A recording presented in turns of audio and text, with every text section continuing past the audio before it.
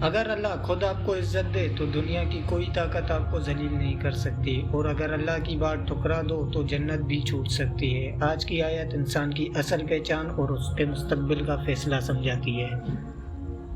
اور اللہ تعالیٰ نے آدم کو تمام نام سکھا کر ان چیزوں کو فرشتوں کے سامنے پیش کیا اور فرمایا، اگر تم سچے ہو تو ان چیزوں کے نام بتاؤ۔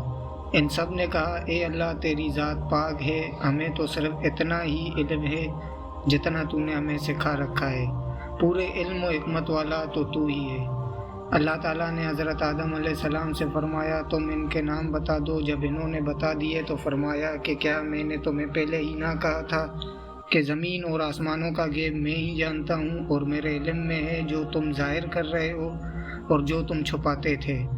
اور جب ہم نے فرشتوں سے کہا کہ آدم کو سجدہ کرو تو ابلیس کے سوا سب نے سجدہ کیا، اس نے انکار کیا اور تکبر کیا اور وہ کافروں میں ہو گیا۔ اور ہم نے کہہ دیا کہ اے آدم، تم اور تمہاری بیوی جنت میں رہو اور جہاں کہیں سے چاہو با فراغت کھاؤ پیو، لیکن اس درخت کے قریب بھی نہ جانا ورنہ ظالم ہو جاؤ گے۔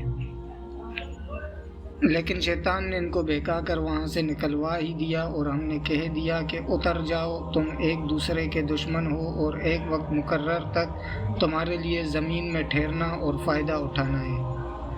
حضرت آدم علیہ السلام نے اپنے رب سے چند باتیں سیکھ لیں اور اللہ تعالیٰ نے ان کی توبہ قبول فرمائی، بے شک وہی توبہ قبول کرنے والا اور رحم کرنے والا ہے۔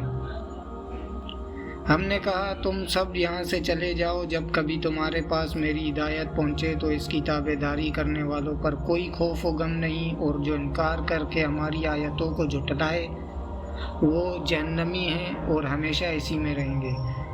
اے بنی اسرائیل، میری اس نعمت کو یاد کرو جو میں نے تم پر انعام کی، اور میرے عہد کو پورا کرو، میں تمہارے عہد کو پورا کروں گا، اور مجھ ہی سے ڈرو۔